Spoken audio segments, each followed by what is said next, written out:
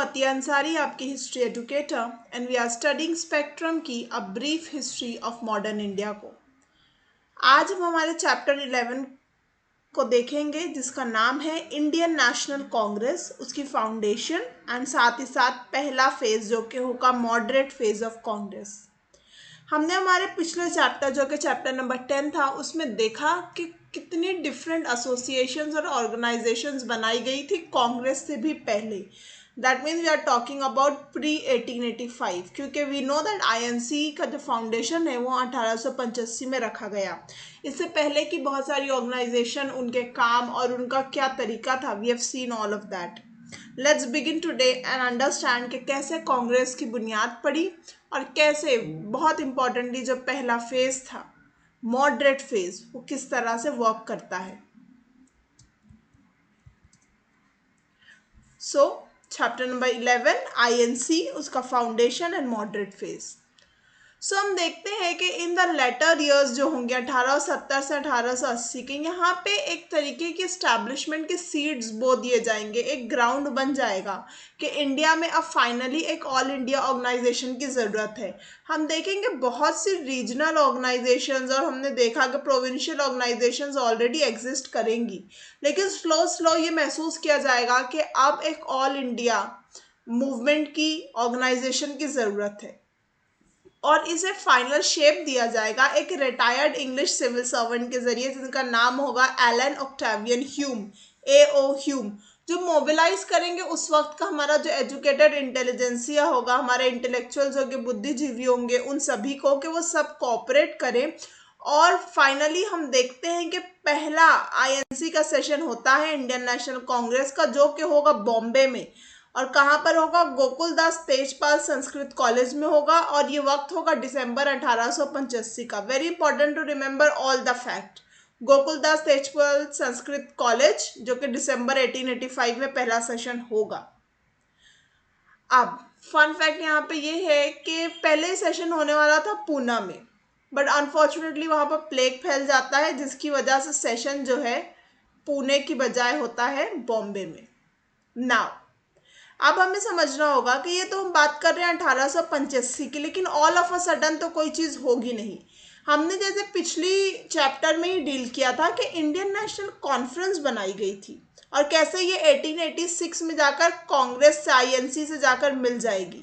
सो हम देखते हैं कि इंडियन नेशनल कॉन्फ्रेंस के 2 सेशंस ऑलरेडी हो चुके थे 1883 और 85 में। ठीक है, यहाँ के जो रिप्रेजेंटेटिव थे वो भारत के सारे मेजर टाउन से आते थे और ऑफ कोर्स ये कौन चला रहा था कॉन्फ्रेंस? सुरेंद्र नाथ बनर्जी और आनंद मोहन बोस, ये मेन आर्किटेक्ट थे इस कॉन्फ्रेंस के। ये एक तरीके से बैक स्टोरी है, प्रील्यूड है इंडियन नेशनल कांग्रेस के पहले सेशन से पहले का। अगर हम बात करें कि कितने लोगों ने इसे अटेंड किया, तो भारत भर से 72 डेलीगेट्स आते हैं अलग अलग कोनों से और इसके प्रेसिडेंट होते हैं, द वेरी फर्स्ट प्रेसिडेंट जो होंगे इंडियन नेशनल कांग्रेस के, वो होंगे विमेश चंद्र बैनर्जी। इसके बाद हम देखेंगे हर साल दिसंबर में भारत के अलग अलग हिस्सों में कांग्रेस का सेशन होगा और बहुत ही रिस्पेक्टेबल जो पर्सनालिटीज होंगी प्रेसिडेंटशिप करेंगी। अर्ली फेज में हम देखते हैं दादा भाई नौरोजी एक नहीं, 2 नहीं, बल्कि 3 टाइम से प्रिसाइड करेंगे कांग्रेस के सेशंस को।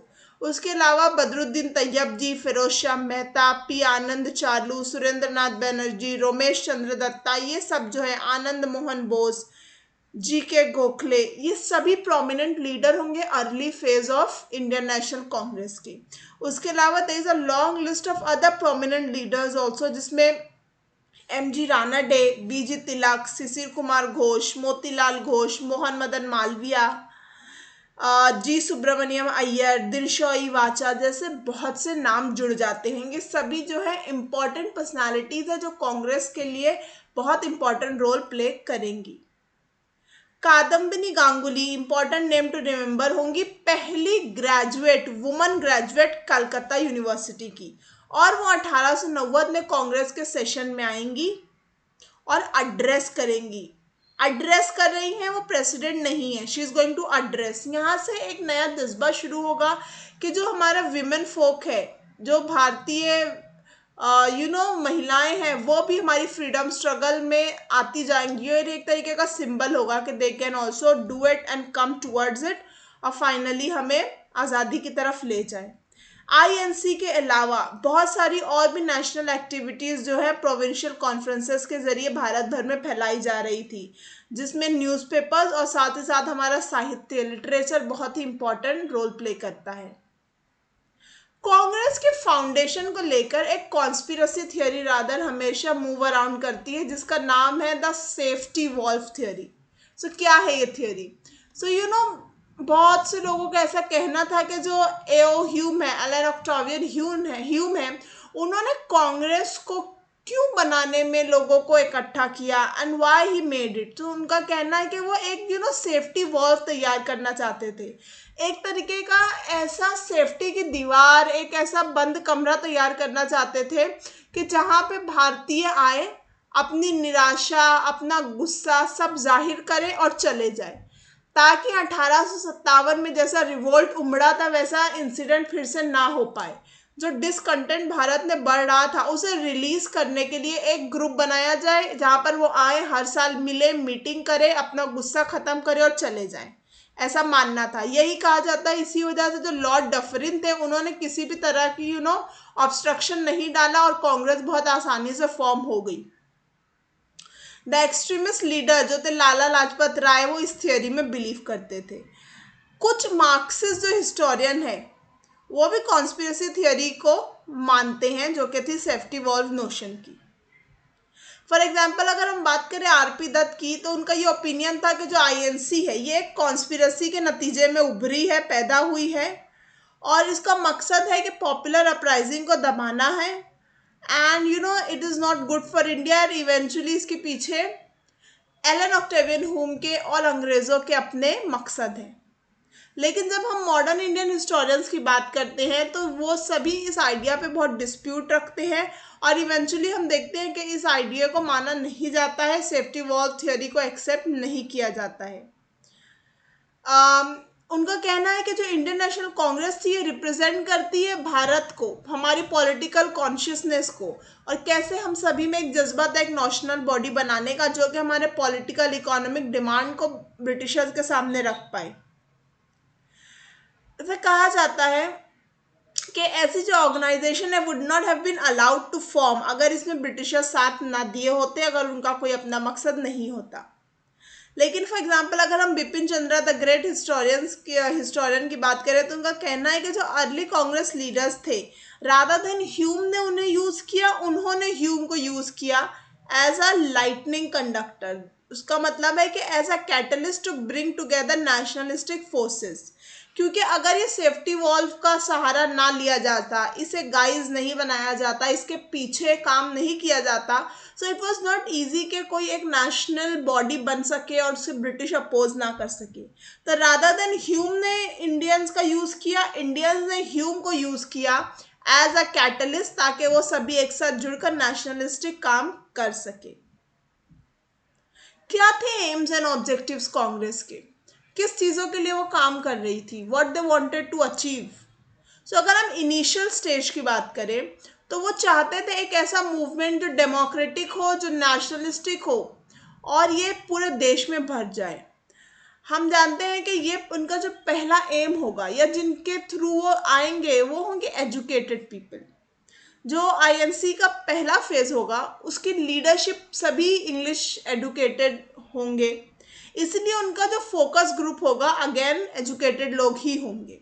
वो चाहते थे कि इसके हेडक्वार्टर्स जो है मूवमेंट के भारत भर में फैल जाए।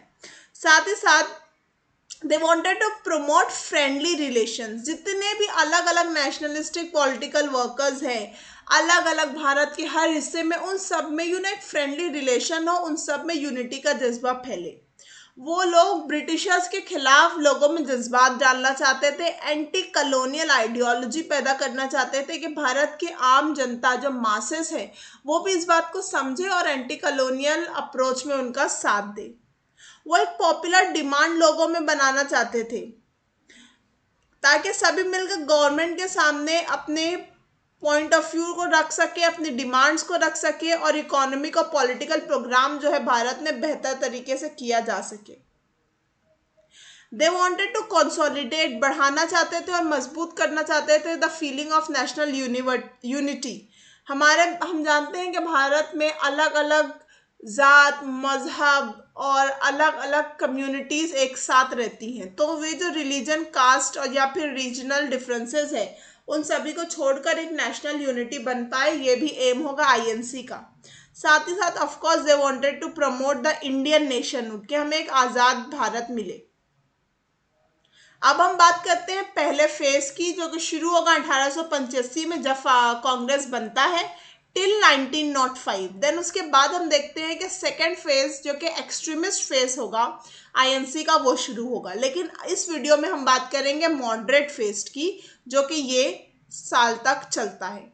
अब इसके लीडर्स कौन थे, तो अगर हम बात करें तो दादा भाई नौरोजी, फिरोज शाह मेहता, डी वाचा, उमेश चंद्र बनर्जी, सुरेंद्र नाथ बनर्जी, ये सब जो है डोमिनेट करेंगे मॉडरेट फेज को।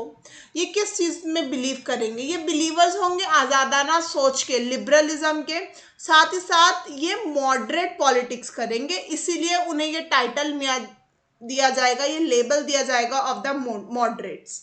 ठीक है, इसके बाद जो हमारे नियो नेशनलिस्ट आएंगे वो एक्सट्रीमिस्ट कहलाएंगे। इनका अप्रोच कैसा था, इनकी जो पॉलिटिकल एक्टिविटी थी वो सब जो है कानून के दायरे में रहकर हो रही थी। वो जितनी भी प्रोटेस्ट करते थे, एजिटेशन करते थे, आवाज उठाते थे, सब संविधान के दायरे में कॉन्स्टिट्यूशनल तरीके से किया जाता था। ये सब लॉ अबाइडिंग सिटीजन्स थे। जो मॉडरेट्स थे वो बिलीव करते थे कि जो ब्रिटिशर्स है ये अच्छे हैं और ये भारत का भला चाहते हैं, लेकिन बस वो जानते नहीं है कि भारत में क्या हो रहा है। ये सोच थी मॉडरेट्स की।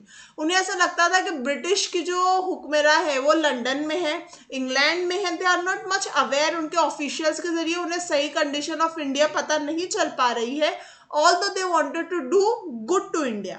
इसीलिए वो चाहेंगे कि एक तरीके का पब्लिक ओपिनियन बन सके भारत में, और ये डिमांड जो है पब्लिक डिमांड बढ़ती जाए, ताकि फाइनली गवर्नमेंट उसे देखे और हमारे रेजोल्यूशन, पेटिशन और मीटिंग्स के जरिए अथॉरिटीज हमारी डिमांड्स को समझे और कोई रिफॉर्मेटिव डिसीजन ले।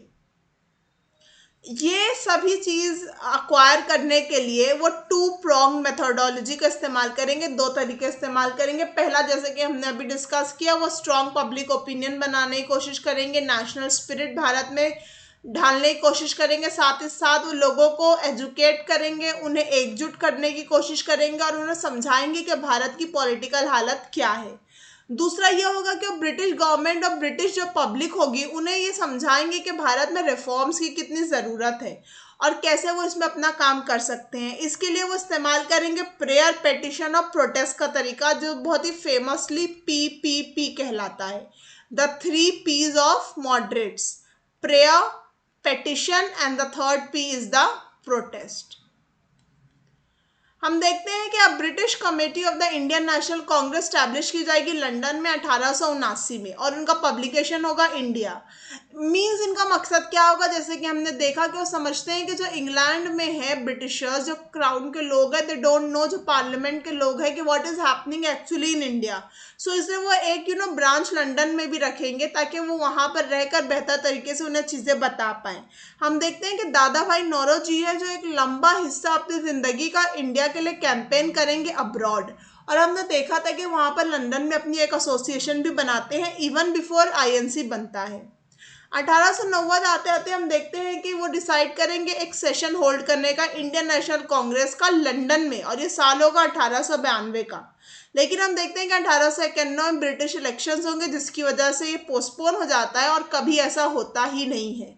भारत में हर सेशन जो इंडियन नेशनल कांग्रेस का है वो भारत में ही होगा, कभी अब्रॉड नहीं होगा।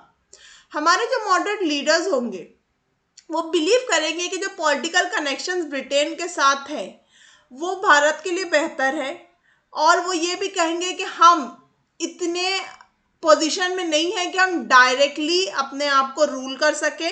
फर्दर दे वुड बिलीव कि we are not in the condition, ये सिचुएशन राइट नहीं है कि हम ब्रिटिशर्स को डायरेक्ट चैलेंज करें, ब्रिटिश रूल को डायरेक्टली चैलेंज करें और उन्हें यहाँ से निकाल फेंके। दे वुड बिलीव दैट कि हमें स्लोली स्लोली चीज़ें करनी पड़ेंगी और पहले हमें अपने आप को ट्रांसफॉर्म करना पड़ेगा, क्योंकि अभी उन्हें यहाँ से निकालना हमारे लिए पॉसिबल नहीं है, सिचुएशंस राइट नहीं है। ये मॉडरेट्स थे, तो क्या किया इन्होंने हमारी आज़ादी की लड़ाई के लिए? What were the great contributions towards the national freedom struggle? So इन्होंने बहुत इंपॉर्टेंटली जो काम किया वो ये था economic critique of British imperialism. यहाँ पर हम देखेंगे a long list of moderate जैसे दादा भाई नौरोजी, आरसी दत्त, दिनशॉ वाचा और बहुत से अदर्स, ये सब एक्सटेंसिवली लिखेंगे इकोनॉमिक कंडीशन ऑफ इंडिया के बारे में। ये एनालाइज करेंगे कि किस तरीके से हमें न सिर्फ पॉलिटिकली बल्कि इकोनॉमिकली रूइन किया जा रहा है, कैसे ड्रेन ऑफ वेल्थ हो रहा है। जो बहुत फेमस थ्योरी दादा भाई नौरोजी के जरिए दी जाएगी वो होगी ड्रेन ऑफ वेल्थ। वो बताएंगे कि कैसे हमारी जो एक सेल्फ सफिशिएंट खुद पे भरोसा करने वाली इकोनॉमी थी उसे पूरी तरीके से खत्म करके बस एक कॉलोनियल इकोनॉमी बना दिया गया है। हम सिवाय रॉ मटेरियल के प्रोवाइडर के कुछ नहीं रहे हैं। हमारे यहाँ से हर चीज़ एक्सपोर्ट की जाती है मशीन्स में डालकर, इंडस्ट्रियल रेवोल्यूशन की वजह से यूरोप से चीज़ें बनाकर वापस इंडियन मार्केट में लाकर हमें ही बेचा जा रहा है। जो मॉडरेट्स है वो क्रिएट करेंगे एक all India public opinion British rule के खिलाफ और उनकी इकोनॉमिक पॉलिसीज के खिलाफ। साथ ही वो लोगों को बताएंगे कि भारत में जो पॉवर्टी है, जो इम्पोरिशमेंट है, उसका रीज़न क्या है।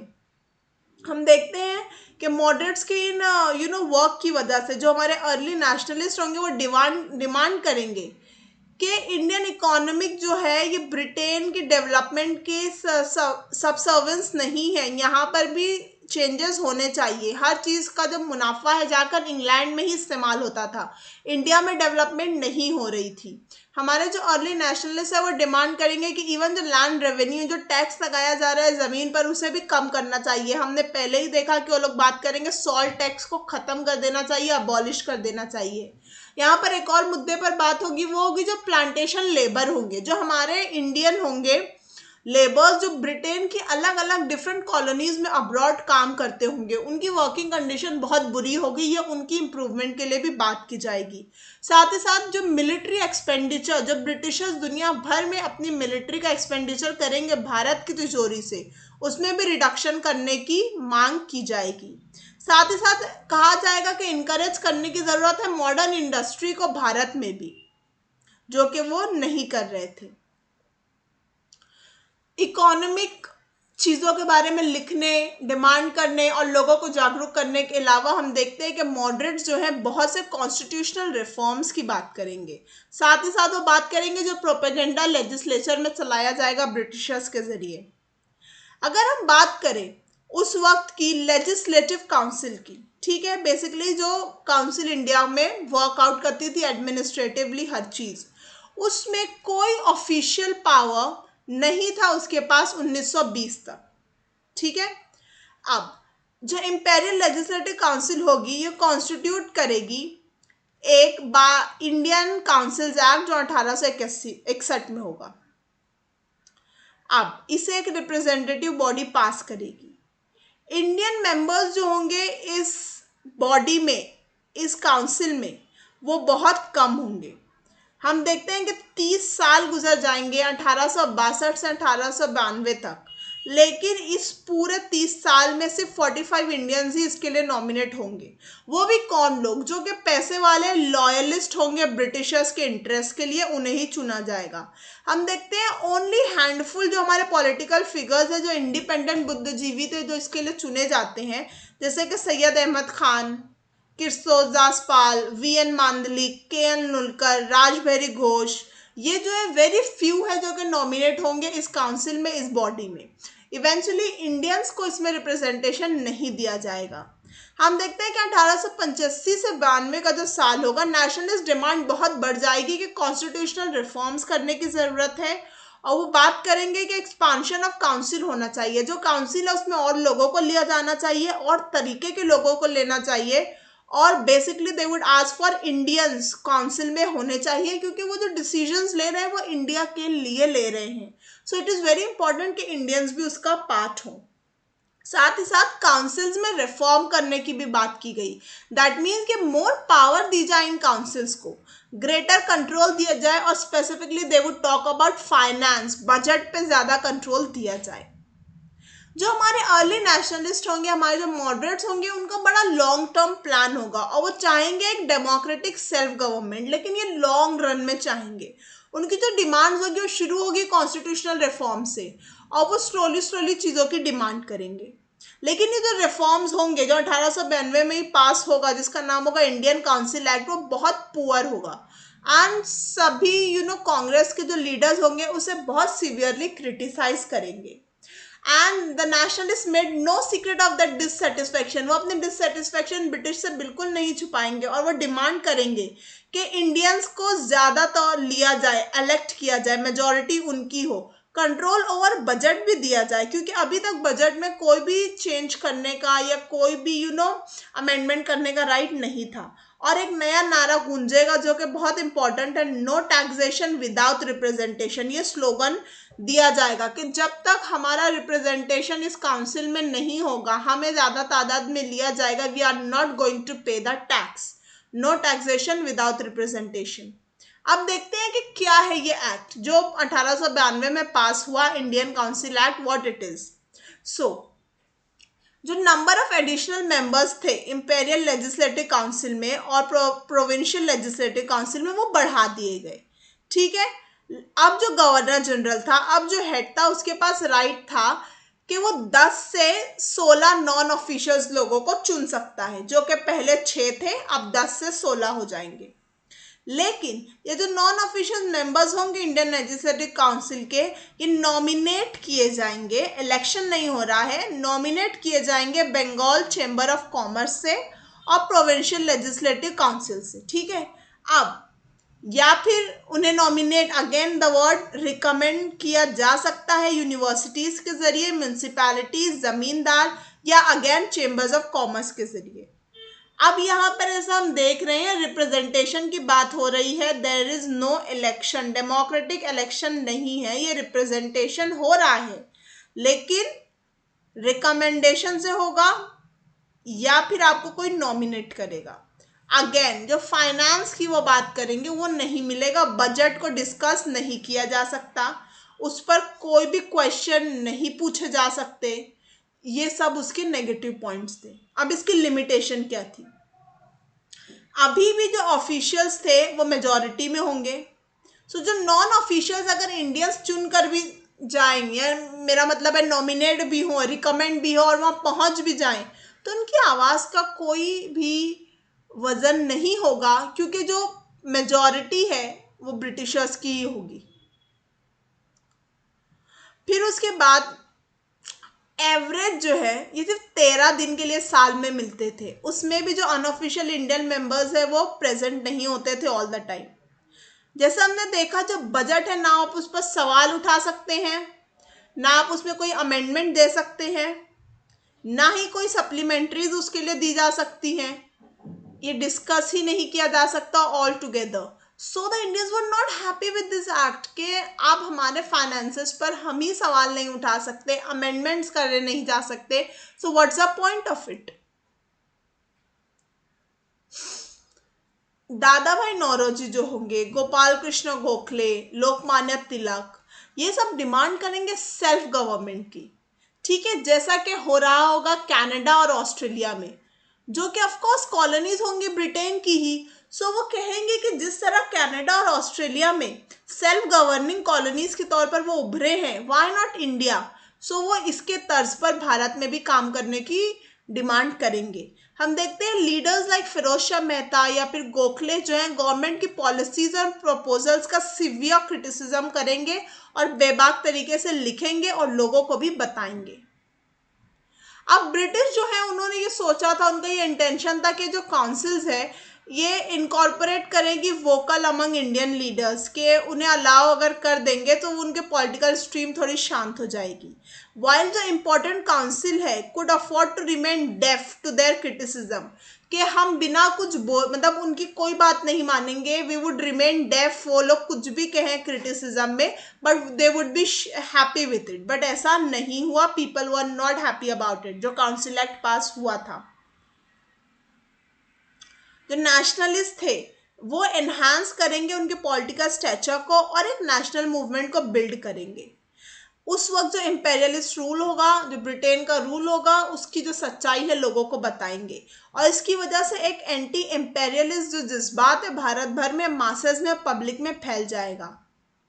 लेकिन यहाँ पर जो एक नेगेटिव पॉइंट या रादर जो वीकनेस रही है अर्ली नेशनलिस्ट की, वो ये होगी कि वो कामयाब नहीं हो पाएंगे अपने डेमोक्रेटिक बेस को बढ़ाने में, वाइडन करने में, क्योंकि इनके यहाँ आम जनता मासेस जो है, हमारे इंडियन मासेस, वो उतनी तादाद में शामिल नहीं हो पाएंगे। स्पेशली अगर हम बात करें तो औरतें, एंड साथ ही साथ वो डिमांड भी हर किसी के राइट टू वोट की नहीं कर रहे थे। उनका जो स्कोप था वो इतना बड़ा नहीं था कि हर एक आखिरी इंसान भारत का उसमें शामिल हो सके, क्योंकि हम जानते हैं जो अर्ली इंटेलिजेंसिया होगा, जो हमारे अर्ली नेशनलिस्ट होंगे, वो वेस्टर्न एजुकेटेड, थोड़े upper caste, well to do people होंगे। सो उनकी रीच जो है हर किसी तक नहीं पहुंच पाएगी। लेट्स लर्न के और कितने जनरल एडमिनिस्ट्रेटिव रिफॉर्म्स के लिए कैंपेन की गई मॉडरेट्स के जरिए। सो वो बात करेंगे इंडियनाइजेशन ऑफ गवर्नमेंट सर्विस की, जो हमने पहले भी देखा था कि ब्रिटिश सिविल सर्वेंट्स जो थे उन्हें बहुत हाई सैलरी, हाई एमोलमेंट्स मिल रहे थे जो कि इकोनॉमिकल नहीं थे। साथ ही साथ पॉलिटिकल ग्राउंड पर भी भारतीयों ने सोचा कि व्हाई नॉट जो मोर पोजीशन है भारतीयों को दी जाए, क्योंकि ब्रिटेन के जो ऑफिसर्स थे उन्हें जो पेंशन दी जाती थी या जो भी सैलरी दी जाती थी, हर चीज रेमिट बैक होती थी इंग्लैंड में, और भारत में उसका यूजेज नहीं हो रहा था। साथ ही साथ मॉरल ग्राउंड्स पर भी इंडियंस जो थे डिस्क्रिमिनेट किए जा रहे थे और उन्हें इंपॉर्टेंट पोजीशन जो थी ट्रस्ट और रिस्पॉन्सिबिलिटी की नहीं दी जाती थी। तो इसके खिलाफ एक कैंपेन चलाई जाएगी। साथ ही साथ जुडिशरी और एग्जीक्यूटिव फंक्शंस को अलग अलग करने की डिमांड की जाएगी, जो आज हमारे आज़ाद भारत में है। सेपरेशन ऑफ पावर की बात की जाएगी। साथ ही साथ जो ब्यूरोक्रेसी होगी, जो कि ऑफकोर्स इंग्लिश डोमिनेटेड होगी, वो बहुत ही ऑप्रेसिव, डिस्क्रिमिनेटरी और टायरेनिकल होगी, जो भारतीयों के साथ बहुत बुरा सलूक करेगी। साथ ही साथ बहुत एक्सपेंसिव होगी और उनका जो जुडिशियल सिस्टम होगा बड़ा ही टाइम कंज्यूमिंग होगा। जस्टिस भी बड़ा ही डाउटफुल होगा, हमने देखा था इवन इल्बर्ट बिल के टाइम पर। साथ ही साथ वो जो ब्रिटिशर्स के जरिए एग्रेसिव फॉरेन पॉलिसी चलाई जाएगी उसका भी बड़ा ही क्रिटिसिज्म करेंगे, और वो बताएंगे जो बर्मा पर अटैक किया जाएगा, अफगानिस्तान या सप्रेशन ऑफ जो ट्राइबल्स का किया जाएगा north west frontier of India में, इस सब की वजह से हैविली कॉस्ट आएगा इंडिया की खजाने पर, इंडिया की ट्रेजरी पर, जिसका जो मॉडरेट्स है खुले तौर पर विरोध करेंगे। साथ ही साथ वो कहेंगे कि अगर एक्सपेंडिचर कहीं करना ही है तो वेलफेयर पर किया जाए, हमारी हालत को बेहतर करने पर किया जाए, हमारे समाज में लगाया जाए, हमारी हेल्थ कंडीशंस बेटर की जाए, साफ सफाई सैनिटेशन की तरफ जाया जाए, हम लोगों में एजुकेशन बढ़ाया जाए, नए स्कूल कॉलेजेस खोले जाए, टेक्निकल इरिगेशन सिस्टम लगाया जाए ताकि हमारा एग्रीकल्चर बेहतर हो, और जो एग्रीकल्चर बैंक्स बनाए जाए हमारे किसानों के लिए। They would ask for all this expenditure, बजाय के जो उनके फॉरेन पॉलिसी में हो रहे थे। साथ ही साथ वो डिमांड करेंगे एक बेहतर ट्रीटमेंट की, जो कि हमने अभी देखा था इंडियन लेबर्स का, जो ब्रिटिश कॉलोनीज में प्लांटेशन वर्क करते थे, जिनके साथ बड़ा ही डिस्क्रिमिनेशन होता था। उसके अलावा एक और आवाज़ जो मॉडरेट्स उठाएंगे वो होगी प्रोटेक्शन ऑफ सिविल राइट्स की, कि भारत में जो सिविल राइट्स का उल्लंघन किया जा रहा है उस पर ध्यान दिया जाए, और हर एक को आज़ादी हो कि वो जो चाहे बोले, सोचे, लोगों से मिले, और साथ ही साथ हमारा जो प्रेस हो, हमारा जो हमारे न्यूज़पेपर्स हो, वो सब आज़ाद हो, उस पर किसी भी तरीके का क्रिटिसिज्म ना हो, सेंसरशिप ना हो और प्रबंध ना लगाए जाएं। वो डेमोक्रेटिक आइडियाज़ को भारत भर में फैलाने की कोशिश करेंगे। साथ ही साथ जो सिविल राइट्स जो मूवमेंट होगा एक बहुत इंटेग्रल पार्ट बन जाएगा हमारी आज़ादी की लड़ाई का, और हम देखते हैं कि देखते ही देखते ये जो कॉन्शियसनेस है लोगों में बढ़ता चला जाएगा, और पब्लिक आउटरीच उस वक्त बहुत बढ़ जाएगी जब बाल गंगाधर तिलक और बहुत से और हमारे नेशनल लीडर्स को और जर्नलिस्ट को 1897 में अरेस्ट किया जाएगा।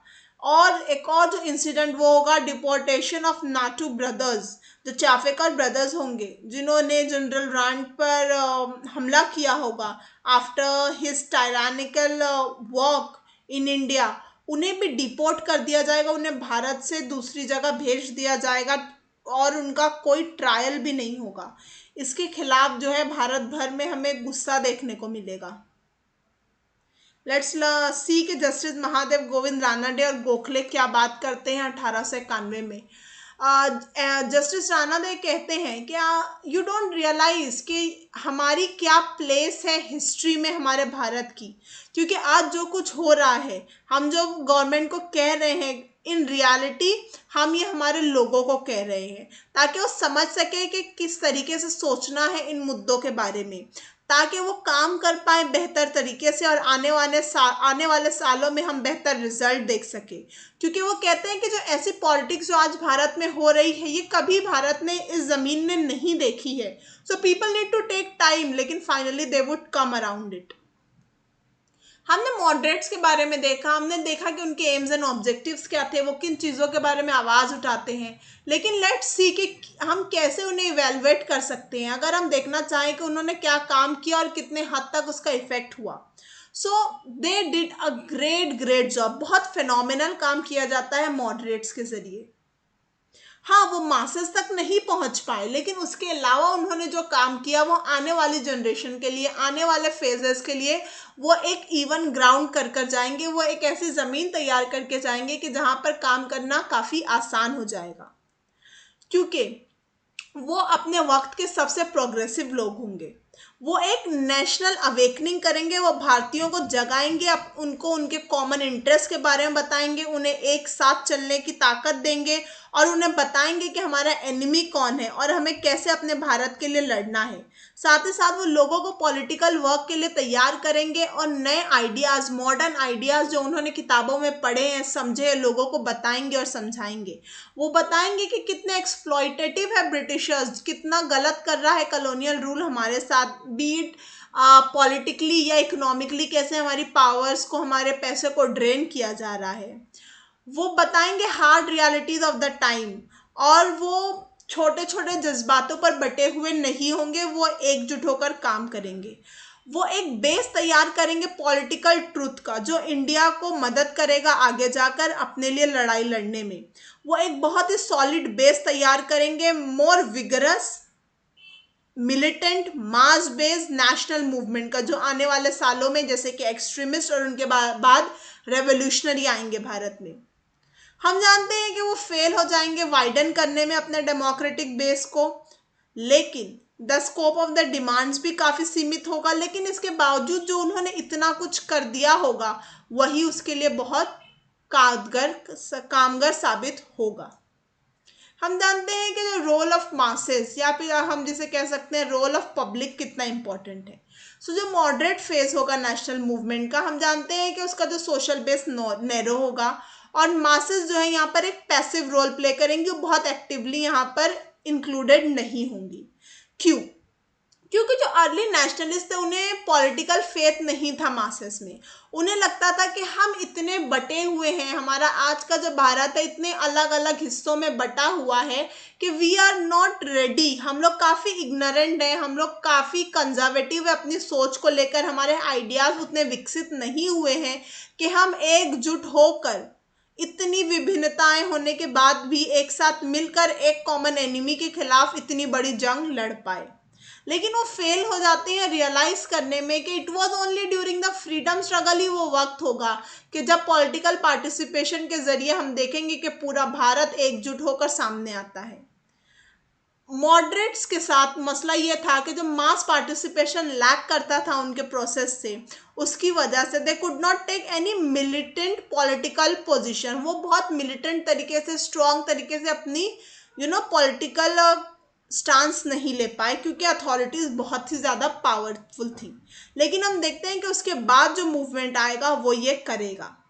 स्टिल इन सभी चीज़ों के बावजूद जो हमारे अर्ली नेशनलिस्ट थे, उन्होंने रिप्रेजेंट किया एक इमर्जिंग इंडियन नेशन को, हमारे एक उगते हुए नए छोटे एकजुट हुए भारत को इतनी बड़ी कॉलोनियल इंटरेस्ट के सामने।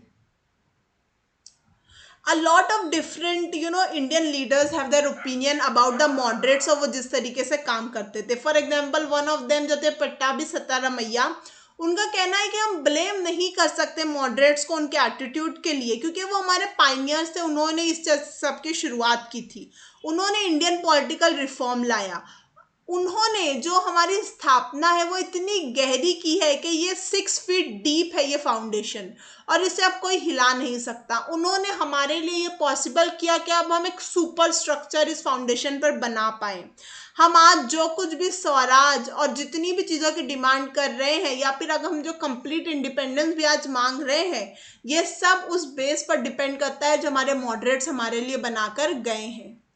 बिपिन चंद्रा का कहना है कि जो 1858 से 1905 का जो ये वक्त था, ये इंडियन नेशनलिज्म के सीडिंग का, यानी यहाँ पे बीज बोए गए देश प्रेम के और भारत को आज़ादी दिलाने के, जो कि बाद में इतनी वंडरफुली ब्लूम करेंगे और ब्लॉसम करेंगे कि हम आज़ादी हासिल कर लेंगे।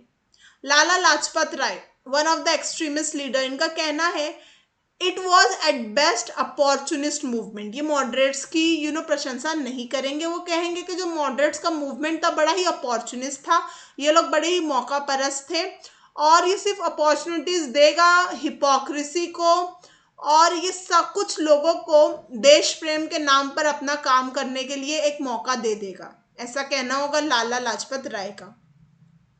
लेकिन इन सब में हमने बात नहीं की कि ब्रिटिशर्स का क्या एटीट्यूड था, क्या रिस्पॉन्स था विद रिगार्ड टू आईएनसी के अर्ली नेशनलिस्ट मॉडरेट्स लोगों के साथ। सो वो बड़े ही हॉस्टाइल थे कांग्रेस के साथ, वो हर मुमकिन कोशिश करेंगे उन्हें दबाने के लिए, और वो ज़्यादा चाहेंगे कि वो उनसे लॉयल हो सके। जो ऑफिशियल एटीट्यूड है, हम देखते हैं कि 1887 के बाद और स्टेफेंड हो जाएगा, और बहुत ही करख्त हो जाएगा, मजबूत हो जाएगा। पहले वो चाहेंगे कि जो कांग्रेस हो वो सिर्फ सोशल इश्यूज तक महदूद रहे, that mean they would just do the reform work, और पॉलिटिक्स की तरफ ना आए, उनके जो गलत तरीकेकार है उन पर सवाल ना उठाए, they would try to do that, लेकिन ऐसा नहीं हो पाएगा। लॉर्ड कर्जन का कहना है, वो 1900 में कहते हैं कि जो कांग्रेस है वो टॉटर कर रही है, मतलब टूट रही है और बस गिरने वाली है, और वो कहते हैं मेरा एक बहुत बड़ा ख्वाब है कि मैं उसे आसानी से मरने में मदद कर सकूं। लॉर्ड कर्जन, जिन्होंने we all know that partition of Bengal किया था, और बहुत सी ट्रेचरस पॉलिसीज उनके जरिए पास की गई थी, लेकिन हम देखते हैं कि एक पीसफुल डिमाइस किसका होता है, और इवेंचुअली हम आज़ादी हासिल कर लेते हैं 1947 में।